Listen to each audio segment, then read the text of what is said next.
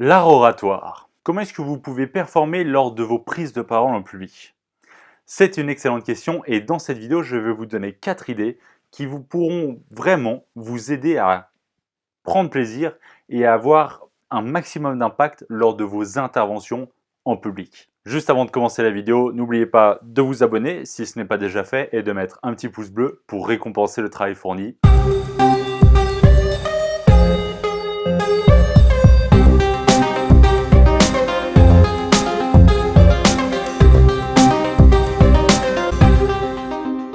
Mesdames, messieurs les super communicants, bonjour à toutes et à tous et bienvenue dans cette vidéo concernant l'art oratoire.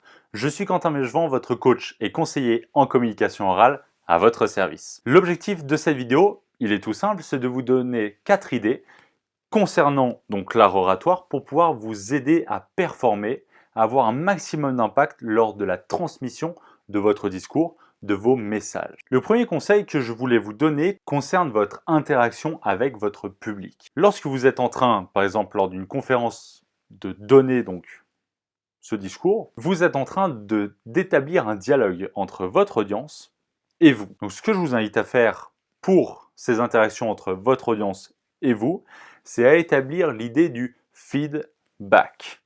Donc, votre audience va vous donner à manger en termes de comportement, en termes de réaction, et vous, vous allez leur rendre en fonction de ce feed.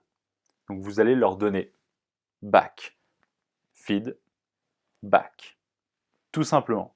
Par exemple, si vous pratiquez l'humour un petit peu dans votre introduction et que vous voyez que les personnes sont réceptives, eh bien, vous allez adapter votre discours pour utiliser encore un petit peu plus d'humour tout au long de votre discours parce que justement, ces personnes-là sont réceptives et donc vous allez pouvoir les faire rire. Par contre, si vous voyez qu'elles ne sont pas très réceptives à ce genre d'humour, par exemple, vous allez tout simplement modifier quelques passages de votre discours que vous aurez bien entendu appris au préalable pour vous adapter à votre audience. Un exemple que j'ai vécu donc il y a quelques mois maintenant, lorsque j'ai défendu mon diplôme de bachelor à l'école d'ingénieur, lors de mon travail de diplôme, tout simplement, eh bien, j'ai vraiment instauré une méthode de gestion de projet et je voulais en parler lors de ma présentation. Je ne voulais pas passer à côté parce que ça a été un travail quand même important de ce projet-là, donc je voulais en parler.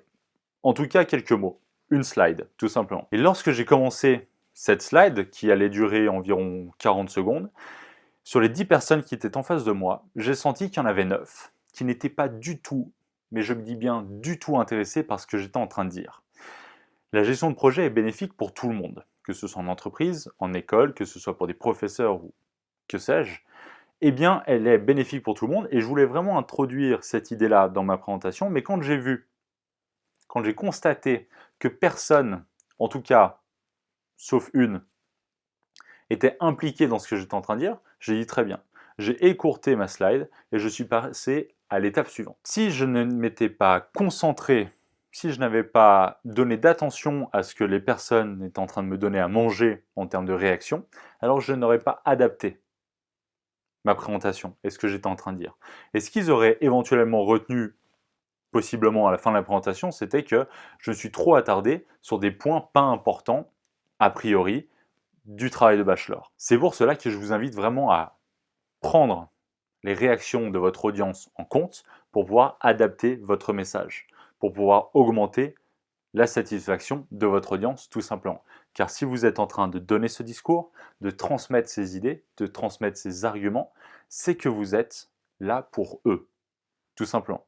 Donc prenez-les vraiment en compte dans votre démarche d'art oratoire. Si vous avez déjà adapté votre message en plein discours lorsque vous étiez en train de donner votre intervention en public, je vous invite dans les commentaires juste en dessous à me le marquer car ça m'intéresse. Ensuite, ce que je vous invite pour captiver l'attention de votre audience, c'est à créer de la tension dans votre message. Par exemple, piquer leur curiosité lors de l'introduction ou créer du suspense lors de votre storytelling, par exemple, encore une fois dans l'introduction. Plus vous allez créer de la tension, plus vous allez créer du suspense, piquer la curiosité de votre audience, plus vous allez donc tirer vers vous leur attention et donc la captiver. Et ça, c'est extrêmement important, captiver son audience Et pour cela, j'ai un petit cadeau pour vous.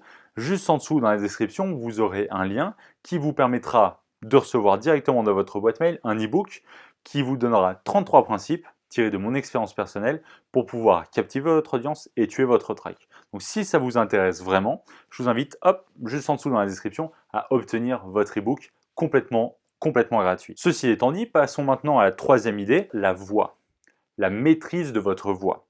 Sachez que votre voix est un outil extrêmement puissant.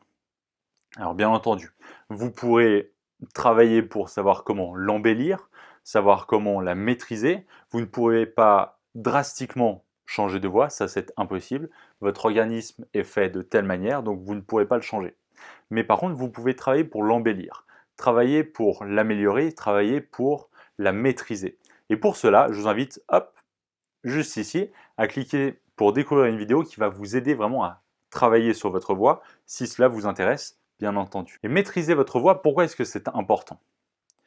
Parce que vous allez, en maîtrisant donc, votre voix, le rythme de votre voix, la force aussi que vous mettez dans votre voix, le volume, si c'est plutôt haut, si c'est plutôt faible, si vous allez murmurer, si vous allez vraiment crier quelque chose comme si vous criez sur les toits, donc vous êtes très fier pour pouvoir donner un ordre, donner une direction, que sais-je.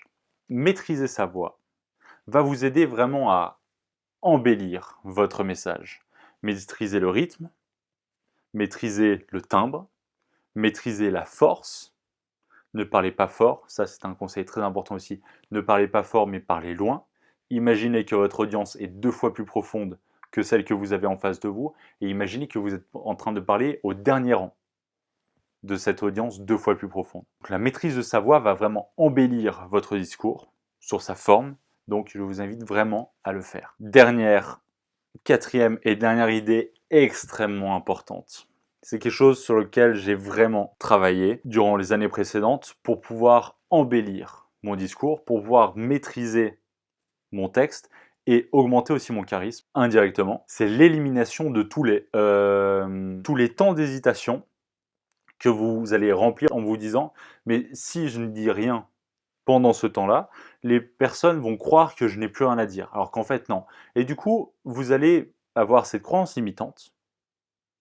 Et ça, il faut complètement l'éliminer. Parce que faire des pauses maîtrisées, sans rien dire, ça va vraiment augmenter donc déjà votre charisme, mais en plus la maîtrise du temps que vous avez sur votre discours et embellir aussi la forme de votre discours, ce qui est très important. Et pour cela, pour vous aider à éliminer complètement je vous invite à faire un jeu, jouer à un jeu qui a été introduit par Bertrand Perrier sur TMC. Je crois oui, il était passé sur Quotidien. Et il avait invité toutes les personnes sur le plateau à jouer à un jeu qui consistait à taper sur la table ou taper sur un buzzer quand quelqu'un hésitait et disait et faites-le à table ce soir quand vous allez manger avec votre famille. Mettez un coup sur la table quand quelqu'un va dire et vous vous rendez compte qu'en fait vous allez taper sur la table toutes les 15 secondes.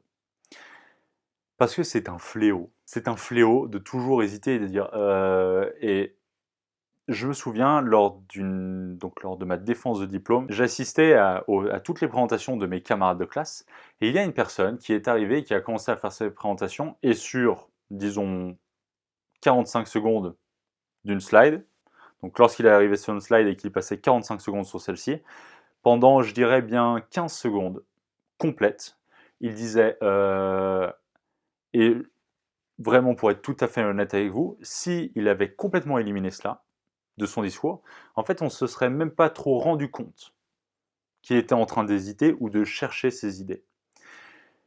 Et ça a complètement détérioré son niveau, ce qui est vraiment dommage.